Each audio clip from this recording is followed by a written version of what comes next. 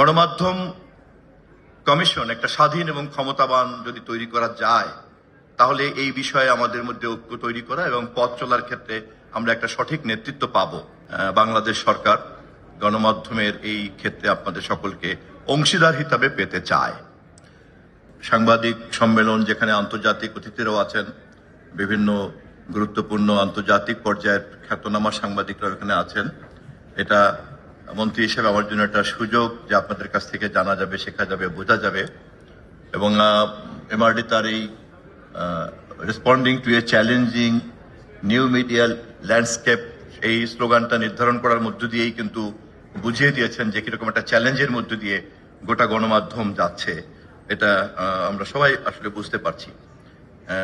আমরা শুধু দীর্ঘদিন জানতাম যে সরকার যে কণ্ঠরোধ করে আমাদের মতো দেশগুলিতে, এটাই ছিল সমস্যা হিসেবে আমরা সবাই জানতাম। এখন তো পরিবর্তিত এবং রূপান্তরিত এই গণমাধ্যম ব্যবস্থাতে আরো অনেক নতুন নতুন নতুন নতুন চ্যালেঞ্জ এসে হাজির হয়েছে। যারা প্রকৃত অর্থেই একটা স্বাধীন এবং একটা প্রো পিপল মাস মিডিয়া জন্য কাজ করতে চান, তাদের সকলেরই কিন্তু এই চ্যালেঞ্জগুলি সম্পর্কে আসলেই জানতে হবে এবং এই জানাটা খুব যৌথভাবে এবং কালেকটিভ হলে পরে কিন্তু ভালো হবে।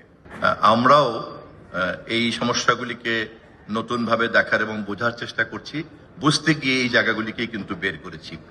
এর সঙ্গে একটা জিনিস আমি শুধুমাত্র বিনীতভাবে আপনাদেরকে মনে করিয়ে দিচ্ছি যে পুরো ব্যাপারটাই যেহেতু এন্ড অফ দ্য ডে পিপলকে এম্পাওয়ার করার জন্য, ফলে এটা হওয়া উচিত সবচেয়ে বড় মানদণ্ড যে শেষ পর্যন্ত এটা আসলে জনগণকে এম্পাওয়ার করে কিনা, জনগণকে এম্পাওয়ার করে কিনা এই প্রশ্নটাকে অনুপস্থিত রেখে শুধুমাত্র যদি যে কোনো স্টেক হোল্ডার, যে তিনি স্টেক হোল্ডার হিসেবে কতটা স্বাধীন, কতটা ক্ষমতাবান, কতটা তিনি তার নিজস্ব স্বকীয়তা অস্তিত্বকে প্রমাণ করতে পারলেন, এটার মধ্যে আটকে থাকলে আমার মনে হয় যে পুরো ইকোসিস্টেমটা কিন্তু আসলে বোঝা যাবে না।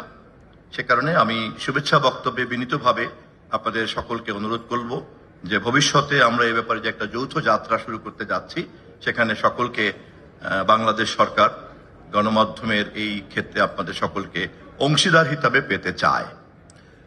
গণমাধ্যম কমিশন একটা স্বাধীন এবং ক্ষমতাবান যদি তৈরি করা যায়, তাহলে এই বিষয়ে আমাদের মধ্যে ঐক্য তৈরি করা এবং পথ চলার ক্ষেত্রে আমরা একটা সঠিক নেতৃত্ব পাব।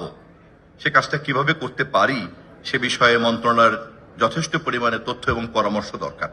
সেই লক্ষ্যে আমরা একটা পরামর্শ কমিটি করার কাজে হাত দিয়েছি।